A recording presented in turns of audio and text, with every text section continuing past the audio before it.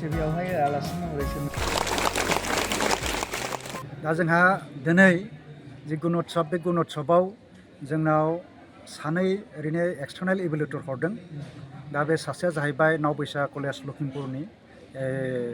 Doctor प्रसाद ज्योति बर' आरो सासेया भेटेनारि डक्टर बिथां डक्टर मीनाक्षी मेली बेजों लोगोसेनो जोंनो नायबिजिरगिरि हिसाबै जोंनो जोंनि गहपुर समस्तिनिनो MLA उतपल बरा मानगोनां उतपल बरा बिथांखौ माने जोंनो दैथायहरदों दा बिथाङा इतिमध्ये दहाय फैनानै गासैबो हाबाफारिखौ बियो फुंनि जि हाबाफारि बे हाबाफारिखौ नायबिजिरजोब्बाय आरो लोगोसे गासैबो फरायसा फरायसुलिफोरजों गार्जेनजों बिथाङा सावरायलायनानै इतिमध्ये जोंनिफ्राय बिदाय लानानै दा थांबाय दा थेवब्लाबो बे हाबाफारियाव जोङो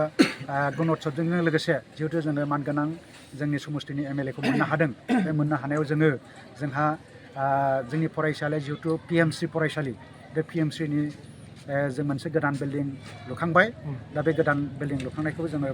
MLA बिथांखौनो जोङो बेखेवहोबाय आरो लोगोसे बिनि उनावनो जोङो बिथांखौ बिफां गायनाय हाबाफोर लादोंमोन बे बिथांखौ गायनानै बे बिथांखौ बिदाय हरनो हाबाय गोजोन्थों।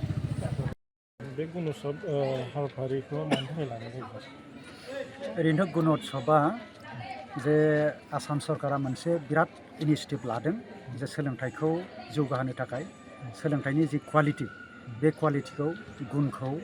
जौगाहोनो थाखाय मोनसे बेयो प्रसेस्टा आरो बे प्रसेस्टानि दारै सरकारा नैबेखौ दिहुननो नागिरदों जे मोनसे फरायसालियाव फरायसा फरायसुलिफ्रा बिसिनि रोंगौथिया बेसेबां बिनि मानदण्डखौ सुनो थाखाय बे पदक्षेपखौ सरकारा लादों आरो लोगोसे जुदि बे फरायसालियाव फरायसा फरायसुलिफोरनि जि माने रोंगौथिया जुदि खमब्ला क्वालिटिया खमब्ला हयथ' बेयाव गोदानै जि माने रिमिडियेल टिचिं बेखौ खालामहोनो हानाय बायदि बे प्रसेसटाखौ लानानै गुणोत्सवखौ माने सरकारा बेबायदि सालायलांगासिनो दङ दा बेबायदिनो दिनै जोंनाव बे गुणोत्सवआ दिनै सोलिदों। नोंथांनि फरायसालिनिफ्राय माबायदि रिजाल्ट मोनगोन होननानै सारा सानो दा? रिजाल्टआथ' जे जोंहा एक्सटार्नेल इभेलुएटर दिनै जोंनियाव दङ बियो गासैबो जोंनि रेकर्ड पार्टी लोगोसे फरायसा फरायसुलिफोरनि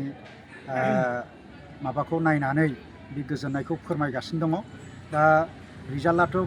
फरायसा फरायसुलिफोरनि सायावसो सोनारगोन बिसोरो बेसेबांसिम हादों बिनि सायाव सोनारगोन गतिके ओरैनोथ' आसा खालामदों मोजाङानो जानांगौ बेखौ आसा खालामनाय जादों आरो। সোণাপুৰ হাই ছেকেণ্ডেৰী লৈ আমাৰ মাননীয় মুখ্যমন্ত্ৰীৰ এক বৃহৎ পদক্ষেপ অসম গভৰ্ণমেণ্টৰ এক বৃহৎ পদক্ষেপ গুণোৎসৱ যিটো আজি প্ৰায় 4 বছৰ ধৰি হৈ আছে যাৰ দ্বাৰা মূল্যাংকন কৰা হয় ইভালুৱেশ্যন কৰা হয় আৰু সেয়েহে আজি তেওঁলোকৰ নিৰ্দেশ মৰ্মে মই সোণাপুৰ স্কুলত আহি উপস্থিত হৈছোঁ। বিশেষভাৱে মই এই স্কুলখনলৈ আহি খুব আনন্দিত হৈছোঁ খুব ভালো লাগিছে মই গোটেই আমাৰ প্ৰিন্সিপাল ছাৰ আছে তেখেতৰ লগত তেখেতে মোক কেম্পাছটো দেখুৱালে ফালে গোটেই মানে প্লেগ্ৰাউণ্ড হওক বা কিটচেন গাৰ্ডেন হওক টয়লেট বা স্পেচিয়েলি গাৰ্লছবিলাকৰ কাৰণে যিবিলাক চেনিটেৰী পেডৰ ডিছপেঞ্চাৰ আদি কৰি গোটেইবিলাক বস্তু ইয়াত দেখা পাইছোঁ সেইকাৰণে মই খুব ভাল পাইছোঁ। বাকী দেখা যাওক ডকুমেণ্টছবিলাকো চোৱা হ'ল বাকীখিনি আৰু যেতিয়া ইভালুৱেশ্যন প্ৰক্ৰিয়াৰ মাজত আমি যেতিয়া ফিডবেকবিলাক জমা দিম তেতিয়া আমি বিশেষকৈ তাৰ ওপৰত গুৰুত্ব দিবলৈ চেষ্টা কৰিম। नायगिरिफोरखौ खुलुमनाय जाबाय दा जोंना दिनै 3rd फेज गुणोत्सव दिनै जागासिनो दङ दा बेवहाय जोंहा गिबियावनो जायगानि MLA दङ बरा सार आरो जों लोगोसे जोंहा नावबैसा कलेजनिफ्राय डक्टर बड'सा दंफैयो एक्सटार्नेल इभेलुएटर आरो लोगोसे जोंहा डक्टर मिलि मेडाम दंफैयो इभेलुएटर हिसाबै बेयाव जोङो दा मोजाङै मोजां सोलिनायखौ नुनो मोन्दों। बेवहाय जोंहा खुदियाफोरनि आखल आखुजों लोगोसे सोलोंथाइनि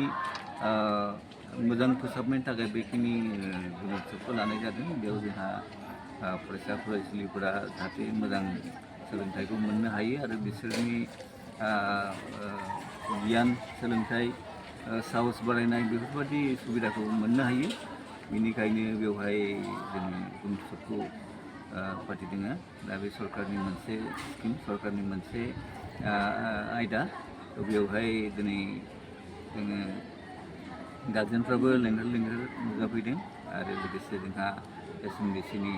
सोद्रोमाफोर आरो बिदिनो गुबुन गुबुन बिबानगिरि गुबुन गुबुन फरायसालिनिफ्राय इनभिजिटरफोर सारमोन सफैदों बायद'मोन सफैदों बिथांमोनखौ आं रोजा रोजा साबायखर बावदों जाहाथे जोंनि फरायसालिनि गुणवत्सबा मोजां जानानै थांनानै फरायसालिफोरा मोजाङैनो सोलोंथाइ लानो हायो बेखौनो आङो इसोरनि खाथियाव आर'ज गाबनानै आङो बुंनायखौ दोनथ'नाय जाबाय।